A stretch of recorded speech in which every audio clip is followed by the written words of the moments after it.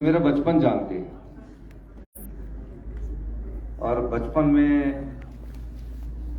जिस जगह मैं रहता था वहाँ सचिवालय के प्रधान जी ब्रॉकस्ट में रहते थे और टैब 2 सेट नंबर 26 मेरा घर हुआ करता था।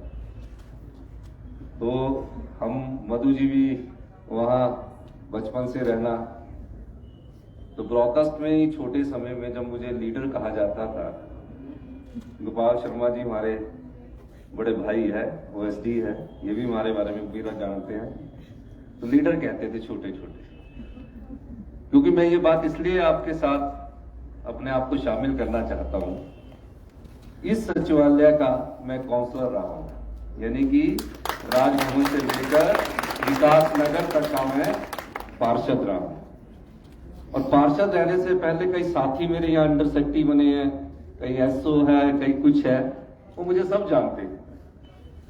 तो मेरी जो शिक्षा हुई, जब मैं अपने घर में हूं तो अपने घर के सदस्यों से बात कर रहा हूं, तो वो हाई स्कूल था, कसुमती स्कूल, उसमें से गोपाल जी भी वहीं पढ़े, आईएएस बने, मधु जी भी बोर्ड भरे पढ़ी। तो मैं वहां से अपना जीवन स्टार्ट किया। 1977 में जब शांता कुमार जी मुख्यमंत्री हुआ करते तो एक सचिव हड़ताल हुई, पूरे स्कूल बंद हो गए, तो हम स्कूल में पढ़ा करते थे, तो हम भी उस हड़ताल में शामिल हो गए। फिर उसके बाद गवर्नमेंट कॉलेज शिमला में पीयूसी की क्लास थी। अब जब 10th के पेपर देते थे तो माता जी कहते थे कि काम करो, उसमें एक रिवाज था, अब अभी 75-80 की बात है, नौकरी करो। तो कईयों को मेरे राजनीतिक जीवन के साथ मेरे और व्यक्तिगत जीवन का भी नहीं पता होगा, खासकर पत्रकार बंधुओं का। तो अभी ब्रॉकस्ट में एक इंक्वायरी है पीडब्ल्यूडी की, टाइप 4 के नीचे को, उस इंक्वायरी में मैं सुपरवाइजर लग गया। क्या लग गया? सुपरवाइजर। तो उसमें हमें दिहाड़ी क्या मिलती थी? सुबह 6 रुपए, 180 रुपए महीने के मिलने। तो हमने सब लड़कों ने जाकर, उसमें रिटे सिनेमा होता था, 1 रुपए 70 पैसे की टिकट होती थी, सिनेमा देखते थे। 3 महीने नौकरी लगने के बाद फिर पीयूसी में आ गए। पीयूसी में आने के बाद हम यहाँ आए तो मैंने यहाँ सीआर का इलेक्शन लड़ा। अब मेरा काम मेरे स्वभाव में था, तो कॉलेज में, डे कॉलेज में था, तो मैंने सोचा कि अब इतने पैसे उसमें मिलते भी नहीं थे, तो मैंने एक शिमला म्यूनिसिपल कॉर्पोरेशन में वाटर कंप्लेंट की नौकरी की। उसमें क्या होता था कि सुबह 6 बजे से 9 बजे तक आपने पानी की शिकायतें आती थी, मेरे पानी नहीं आ रहा है, यहाँ है पानी नहीं आ रहा, उसमें पानी की बड़ी समस्या होती थी। और शाम को 6 से 9 बजे फिर होती थी, तो वो लेके हमें पैसे मिलते हुए और हम अपना खर्चा चलाते थे। ये जीवन में हमारे स्वभाव में था। पीयूसी की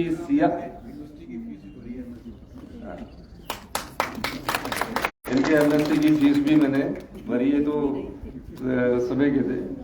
तो मैं काम करता था और सीआर बना पीयूसी में, उसमें पीयूसी होती थी +1 स्टार। फर्स्ट ईयर में भी सीआर बना और सेकंड ईयर में मैं गवर्नमेंट कॉलेज शिमला का जनरल सेक्रेटरी बना। एक ही कॉलेज हुआ करता था जहां ठियोग से, चौपाल से, सब करसोग से, सब जगह से बच्चे आते थे और हम सब लोग, मैं उसमें जनरल सेक्रेटरी बना। फिर मैं एक प्रेसिडेंट बना कॉलेज का। जो कमिश्नर थे अभी हमारे लॉ, जोगिंदर चौहान जी, उन्होंने मेरे खिलाफ चुनाव लड़ा और मैं यहाँ प्रेसिडेंट बन गया। प्रेसिडेंट बनने के बाद एक दूध की एजेंसी हमें मिली, हम उसमें दूध भी बेचने लगे सुबह, और उसी समय मुझे कांग्रेस पार्टी के स्टेट का एनएसए का प्रेसिडेंट बनाया।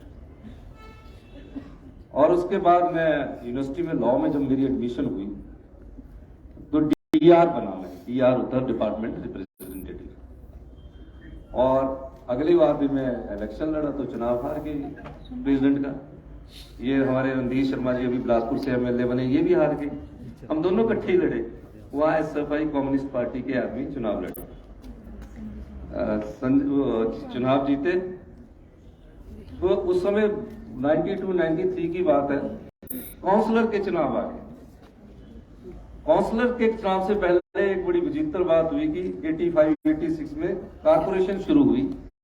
हमने यहाँ छोटा शिमला से एक इंडिपेंडेंट खड़ा किया, यशपाल गुप्ता जी को, और जो पुराने साथी यहाँ खड़े हैं उनको हमने चुनाव लड़ाया और मेयर का यहाँ हम चुनाव जीते। फिर मैं खुद काउंसलर का चुनाव लड़ा और मैं काउंसलर छोटा शिमला से बना। तब ये सचिवालय यहाँ राजभवन से लेकर ये हमारा पिछला वाला रेस्ट हाउस से लेकर नीचे तक हुआ था, मजीठा हाउस, साधना घाटी, सारे नाम मुझे, विकास नगर, ये सब लोग आप लोग जानते हो। फिर मैं काउंसलर का चुनाव लड़ा 98 में, मैं फिर काउंसलर का चुनाव लड़ा।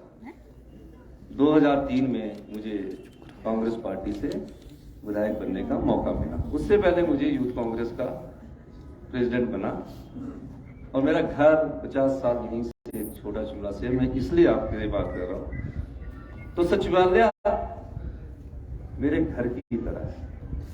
सचिवालय में करने वाले कर्मचारी भी मेरे घर की तरह। मैं अपने जीवन काल के जिस भी मोड़ पर रहा, उसमें ऐसा होता था कि नौकरी की बड़ी बात होती थी। हमारी माता जी भी कहती थी नौकरी लग जाओ फटाफट, अब फटाफट अपनी नौकरी का इंतजाम कर दो, आपकी सरकार है। होता है ना कि घर में नौकरी, मेरे बहन नौकरी सरकारी लगी, वो भी मेरा सब बड़े भाई एयरफोर्स में चले गए, तो मैं बेला रह गया। तो बोलते इसने कुछ नहीं करना है, माँ बाप को बोलते इसने कुछ नहीं करना है। तो काउंसलर बन के भी कुछ नहीं होता है। और जब मैं MLA बन गया तो मेरे उसके बाद मेरे पिताजी का देहांत हो गया। हम युवा कांग्रेस के अध्यक्ष थे, NSU का अध्यक्ष स्टेट का, फिर 10 साल में युवा कांग्रेस का अध्यक्ष रहा, फिर 10 साल में MLA रहा। जब मैं MLA नहीं रहा तो इस कांग्रेस पार्टी ने मुझे कांग्रेस पार्टी का प्रदेश का अध्यक्ष बनने का मौका दिया और मैं प्रदेश का अध्यक्ष बना। 2017 में मैं MLA बना और 40 साल बाद मुझे इस चुनावों में वीरभद्र सिंह जी के देहांत के बाद 40 साल तक वो कैंपेन कमेटी के चेयरमैन थे और मुझे ये मौका मिला और मैं एक आम परिवार से उठकर आज आपके बीच में एक मुख्यमंत्री। ये बात मैं क्यों कह रहा हूं? यानी कि मन में अगर आपके भाव हो, दृढ़ संकल्प हो और लक्ष्य की प्राप्ति का उद्देश्य प्राप्त करना। मैं कभी मंत्री नहीं रहा जिंदगी में, और 10 साल में काउंसलर रहा, उसमें बड़ी कमेटियां बनती थी, मैं कभी कमेटियों का सदस्य भी नहीं बनता था। उस समय भी मैं बोलता था मैंने नहीं बनना, बनाते थे मुझे, मैं नहीं रहा। पर मेरे मन में एक निश्चय था, स्वभाव में काम था, सेवा मेरे दिल में थी। तब हमको तो जब हमारा समय था तो लड़कियां बेचारी अकेली नहीं जाती थी, उनके साथ भेजा जाता था, एक लड़का जाए उनको ऊपर तक छोड़ाए। उस समय का समय बता रहा हूं मैं ये। तो हमने निश्चय किया कि हमने राजनीतिक जीवन को अपनाना है। राजनीतिक जीवन का मकसद क्या था? पैसा कमाना नहीं था, सेवा भाव थी। और आज मैं दावे के साथ कह सकता हूं, मैंने कहा है कि हम सत्ता के लिए नहीं आए, हम व्यवस्था परिवर्तन में आए। उसमें आप लोगों का साथ चाहिए। हमारी पहुंच आम आदमी तक पहुंचे, हमारी पहुंच गरीब की आवाज को सुने, ये हमारी ताकत आपके माध्यम से होगी। 3 महीने के बाद जो बजट आएगा, आप पाएंगे कि ये परिवर्तन का दौर चल रहा है। इस परिवर्तन के दौर में समाज के जो वंचित वर्ग है, वो हमारी सरकार की प्राथमिकता है। मुख्यमंत्री बनने के बाद मैं अपने घर सचिवालय में नहीं आया। मैं कहां गया? मैं उन 6000 बच्चों को, जिनके मां नहीं है, बाप नहीं है, किस प्रकार की जिंदगी जीते हैं, मैं उन्हें देखने गया। क्या पाया? उनसे सीखा कि वो किस प्रकार का जीवन यापन करते हैं। एक बेड के ऊपर दूसरा बेड, तीसरा बेड।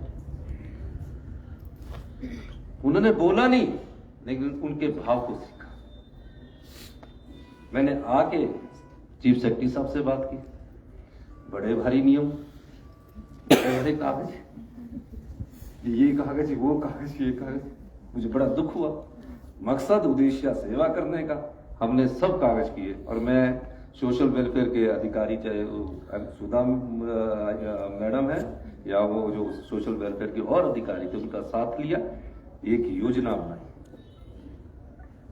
2 साल में उनके जो रहने वाले घर होंगे, जैसे चीफ मिनिस्टर का ऑफिस होगा वैसे उनके कमरे होंगे।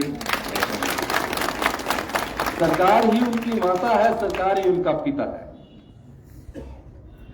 फिर बजट की बात आई, हम ऐसा करते हैं, हम ऐसा करते हैं। हमने कहा कुछ नहीं करना, आप 100 करोड़ रुपया इस कोष में रखिए। ये उन अनाथ बच्चे और एकल नारी और जो अपंग बच्चे, उनके लिए 100 करोड़ रुपए का, 101 करोड़ रुपए का सुख सहायता कोष बनाया, आश्रय कोष। उसमें क्या फैसिलिटीज है, वो किसी भी स्कूल में जिस तरह अपना बच्चा पढ़ता है उस प्रकार की सुविधाएं हैं। और जब वो सर्दियों में आरटीसी में आप घूमने जाते हैं, उनको हमने तय कर दिया है कि उनको 3 स्टार में जाएंगे, जिस प्रकार अपने बच्चे को ट्रेन में 2nd क्लास में जाते हैं, बाई एयर जाएंगे, और हर साल 15 दिन वो अपने सुख के साथ वहां जाएंगे और उनके साथ जाएंगे। और मुझे खुशी है कि जहां सरकार के पैसे की बात नहीं है, और लोग भी उसमें दान कर रहे हैं। मैंने अपनी पहली पे और सभी विधायकों को कहा कि 1-1 लाख रुपया आप अपनी इस पहली पे का इस पुण्य कार्य में करें। ये क्यों कह रहा हूं ये मैं इसलिए कह रहा हूं, उनको ये महसूस ना हो, हम भी तो अपने बच्चे पालते हैं, अपने बच्चों के बाद हम उनका कैसे ख्याल रखते हैं उस ढंग से। वो इंजीनियरिंग करना चाहेंगे, IIT में जाना चाहेंगे, MBBS के डॉक्टर बनेंगे, ट्यूशन बनेंगे, सब सरकार देगी, क्योंकि हम चाहते हैं कि उनको ये महसूस ना हो कि उनका इस जीवन में कोई नहीं है, सरकार है। ये हमारा दृष्टिकोण है। आने वाले समय में ऐसी महिलाएं जो समाज में पिछड़ चुकी है, जो विधवा हो चुकी है, जो अपना जीवन यापन भी बड़ी मुश्किल से करते हैं, उनके लिए भी हम योजनाएं लेके आ रहे हैं। समाज का कौन सा वर्ग वंचित है, पहले उस दृष्टिकोण से हम आगे बढ़ रहे हैं और उनके लिए योजनाएं हम बजट में लेके आएंगे। बजट का मैं खुलासा नहीं कर सकता, तो सचिवालय वालों को सब पता होता है, क्योंकि आपके सब अंडर सेक्रेटरी और डिप्टी सेक्रेटरी है। इसलिए हम हमारी सहजता और हमारे संवेदनशीलता उस समाज के उन वर्गों के लिए है जो गांव में रहते हैं। गांव की आर्थिक की स्थिति कैसे मजबूत हो, 90% से लेकर लोग हम गांव में रहने वाले लोग हैं। शिमला हमारा दूसरा घर है, धर्मशाला हमारा दूसरा घर होता है, पर हम गांव में जरूर रहते हैं, गांव की जड़ों से जरूर जुड़े होते हैं। गांव में हम खेती बाड़ी भी करते हैं, पशुपालन भी करते हैं। इस दृष्टिकोण से भी हम चाहते हैं कि गांव की आर्थिक व्यवस्था को कैसे मजबूत किया जाए, इस दृष्टिकोण से भी हमारी सरकार काम कर रही है। जब ग्रामीण अर्थव्यवस्था बढ़ेगी तो हमारे साधन बढ़ेंगे। हमने कहा कि गांव का किसान प्राकृतिक खेती की तरफ कैसे जाए, तो हमने पशुपालन डिपार्टमेंट के माध्यम से एक नीतिगत फैसला किया कि जो गांव में गाय पालने वाला है, गाय को छोड़ देते हैं, भैंस को छोड़ देते हैं, जब अपना मतलब निकल गया तो छोड़ दिया। पर उनको कैसे हम उनकी भी कैसी सेवा की जाए, हमने एक योजना लेके आ रहे हैं जो आने वाले समय में आपको प्रत्येक गांव का जो पशुपालक होगा, हम गाय का दूध, हमने गारंटी योजना के तहत कहा है कि 10 किलो हम गाय का दूध सरकार खरीदेगी। और रेट क्या देगी, हम फैट से नहीं रेट देंगे, हम 80 रुपए किलो के हिसाब से गाय का दूध बेचेंगे। अब बाजार में कितने का बिकेगा, वो तो 60 का ही बेचेंगे, लेकिन 80 रुपए क्यों देंगे। और भैंस का दूध हम 100 रुपए किलो के हिसाब से देंगे, क्यों देंगे। हम हजारों करोड़ रुपया इंडस्ट्रीज को लाने के लिए देते हैं, लेकिन ग्रामीण अर्थव्यवस्था को मजबूत करने के लिए हम पैसा खर्च नहीं करते। मैंने पाया है, महसूस किया है, गांव की माताएं, गांव के हमारे जो बुजुर्ग हैं, वो सुबह दूध दूधते हैं, फिर भी उनको सस्ता दूध बेचना पड़ता है। हमने कहा कि इनकी एक इश्योर्ड इनकम हो, परमानेंट इनकम हो। अगर 80 रुपए के हिसाब से हम 10 किलो दूध रोज सरकार खरीदती है तो 800 रुपए का दूध एक दिन का होगा और महीने का 24,000 का होगा। और भैंस का दूध कितना होगा? 100 रुपए के हिसाब से 1,000 रुपए का 30,000 रुपए। जब 30,000 और 24,000 रुपया काम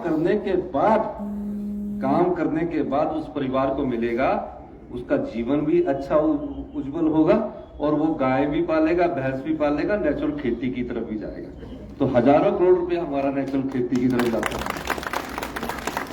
कई लोगों को ये सपना लगता है, लेकिन हम अपने कर्तव्य का पालन करना भी जानते हैं और दायित्व निभाना भी जानते हैं।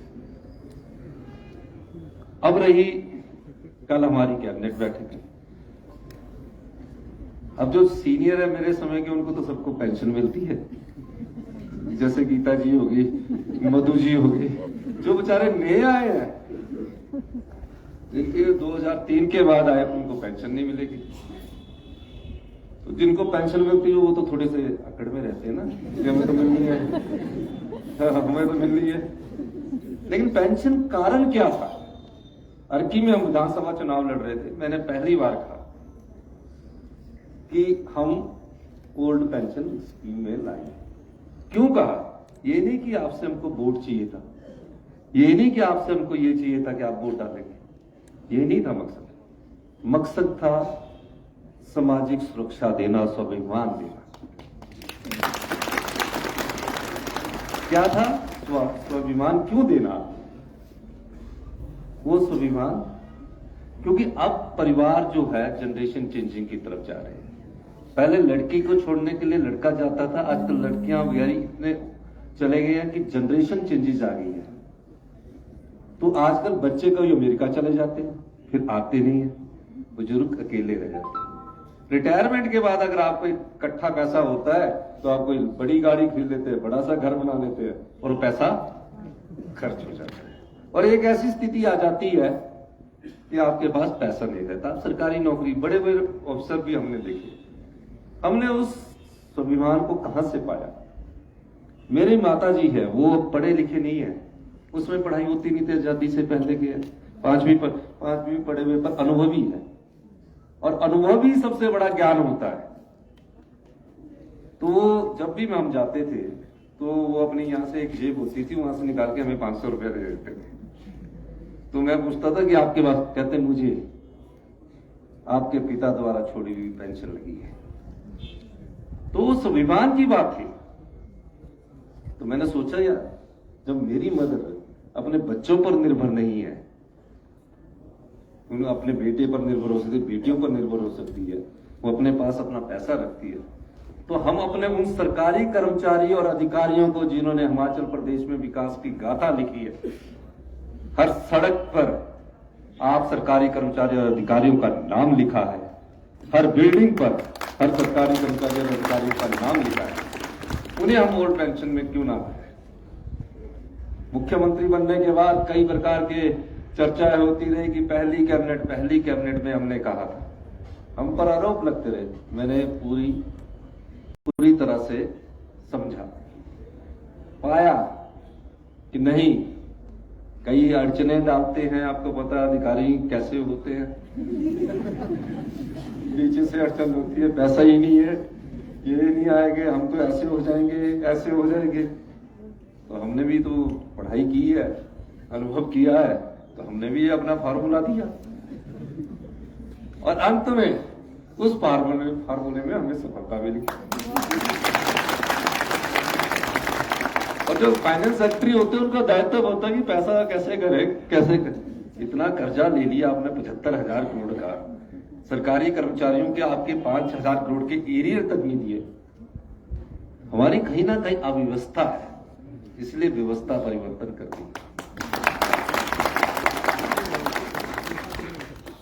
तो उस दृष्टि से कि ये हम इनको मॉनिटरी बेनिफिट नहीं दे रहे, आपका स्वाभिमान दे रहे हैं, आपकी सामाजिक सुरक्षा दे रहे हैं। इस दृष्टिकोण से कल हम कैबिनेट में ये बड़ा फैसला करने जा रहे हैं।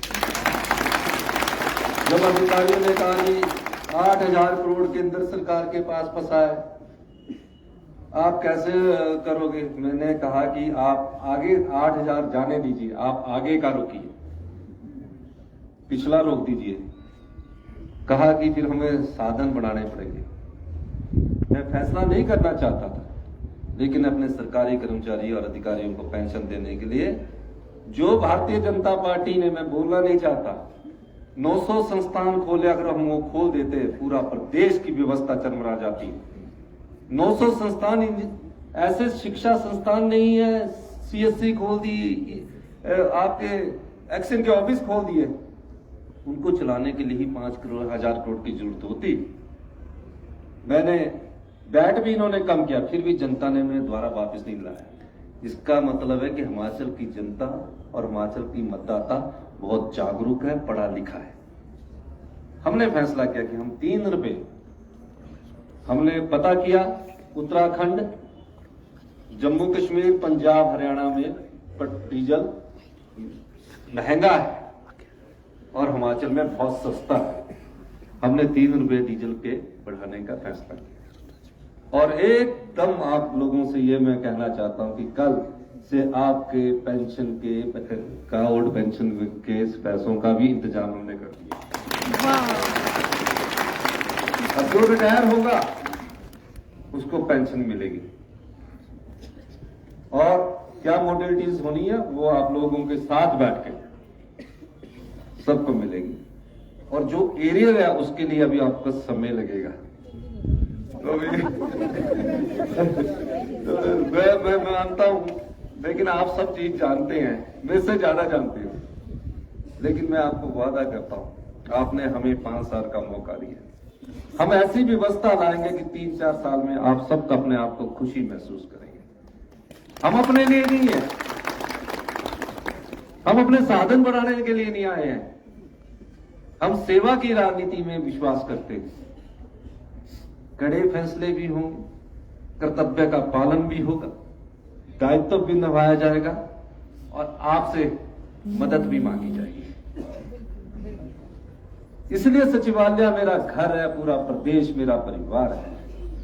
तो घर वाले जो लोग हैं वो हमें अच्छी इनपुट देंगे, तो मेरा मानना है कि हम हिमाचल प्रदेश की अच्छी सेवा करेंगे। एक बात और कहना चाहता हूं, अभी हिमाचल 75,000 करोड़ के कर्ज में, 10 साल बाद हिमाचल प्रदेश हिंदुस्तान का सबसे मजबूत प्रदेश है। ऐसी नीतियां हम लेके आ रहे हैं। कोई आलोचना करे, हम ये सोचकर कार्य नहीं कर रहे हैं कि हमने राजनीति को अपना सेवा का माध्यम न मानकर और दूसरा माध्यम मानना है। हम ये सोचकर कार्य कर रहे हैं कि हिमाचल के 77 लाख लोगों की, हर एक परिवार में जो बच्चा है उसकी भी कैसी सेवा की जाए और परिवार में सबको सुरक्षा का भाव हो। हिमाचल प्रदेश बहुत सुंदर प्रदेश है, बहुत सुंदर प्रदेश है। मैंने कई जगह गया हूं, कई यात्राएं की है, विदेश यात्राएं की है। मुझे संगठन के अध्यक्ष के तौर पर बड़ी बड़ी जगह जाने का मौका मिला, और जब भी मैं हिमाचल प्रदेश में आता हूं तो मैं सोचता हूं कि हमें अच्छी सुविधाएं मिलनी चाहिए। हम गुड गवर्नमेंट के लिए गुड गवर्नेंस करना चाहते हैं, अच्छे शासन के लिए अच्छे प्रशासन करना चाहते हैं। हम ईमानदार शासन और जानदार प्रशासन चाहते हैं। इस दृष्टि से हमने एनएचआई वालों से पूछा, शिमला मटौर में छोटी छोटी चीजों से आपके काम हो गए, छोटे छोटे 3-3 साल से। अगर हम इन रोडों को ही कम, शिमला से धर्मशाला ही हम डिस्टेंस शॉर्टर कर जाए तो आपका 500-700 रुपए का तो पेट्रोल ही बच जाएगा। ये छोटी छोटी जो कार्य की प्रणाली पिछली 5 साल में रही है, उसको थोड़ा तीव्र गति प्रदान करने की जरूरत है, जिसमें आप लोगों का साथ चाहिए। हम फैसले लेंगे। हम सबसे ज्यादा इन्वेस्टमेंट टूरिज्म में करना चाहते हैं, ताकि हमारी बेटियों को और बेटों को दिल्ली, चंडीगढ़ और बेंगलोर ना भागना पड़े, उनको रोजगार के अवसर यहाँ पैदा। हम आईटी इंडस्ट्री को ओपन ऑफर देना चाहते हैं कि वो आए और पैसा लगाएं। हमारे बच्चे अमेरिका जा रहे हैं, यहाँ जा रहे हैं, वो सब लोग यहाँ के पढ़े। 5 इंडस्ट्रीज में हम ओपन पॉलिसी लाने जा रहे हैं और आने वाले समय में हम इन्वेस्टमेंट में पर नहीं विश्वास करते, हम इन्वेस्टमेंट चाहते हैं कि प्रदेश में कम से कम इन्वेस्टमेंट आए और हमारे लोगों को पैसा मिले। जो पैसा हमारे पास आएगा वो आपका पैसा है, हम आपके पैसे को आप में ही बांटते हैं। इसलिए मैं आज आपके बीच में आया हूं। मेरा राजनीतिक जीवन इस सचिवालय के कुसुमटी स्कूल से शुरू होकर, ब्रोकर से शुरू होकर आज इस सचिवालय के मैं द्वारा पहुंचा, जैसे आप गोविंदर जी बोल रहे थे। और बड़े साधारण परिवार से हम लोग आए हैं, चाहे अनुरुद्ध जी आए, मेहनत करके आए, अवस्थी जी आए, सुरेश जी आए। सुरेश जी ने पीएचडी की, 35 साल से हमारे साथ यूनिवर्सिटी में थे। इनको भी चौथी बार मौका मिला भगवान ने कि इनकी भी इस बार पेंशन लगा दी। 35 साल से ये कांग्रेस की राजनीति कर रहे थे, चौथी बार टिकट मिला, चौथी बार इनको टिकट दिलाया हमने। और पीएचडी की इन्होंने पीएचडी पॉलिटिकल साइंस में की। और आपको मैं हिमाचल प्रदेश विधानसभा का एक और चीज बता दूं, चाहे बीजेपी के विधायक है चाहे कांग्रेस के, सब बहुत पढ़े लिखे विधायक हिमाचल प्रदेश में आते हैं। तो ये अच्छी परंपरा है। आप लोग काफी देर से इंतजार कर रहे थे, मैं थोड़ा लेट हुआ, उसके लिए माफी चाहता हूं। आप सचिवालय का कोई भी अधिकारी सीधा मिल सकता है, किसी को कोई भी परेशानी नहीं, अपने गांव की समस्या से भी सीधा मिल सकता है। आने की जरूरत नहीं है, थोड़ा समय लगेगा, मिल लेना, पर कार्य हो जाएगा आपका। किसी भी प्रकार से आना। आप मेरी बात सुन रहे थे, इस आशा के साथ मेरे घर के आप सदस्य हैं, आप हमारा साथ दीजिए। आपका बहुत बहुत धन्यवाद। जय हिंद, जय भारत।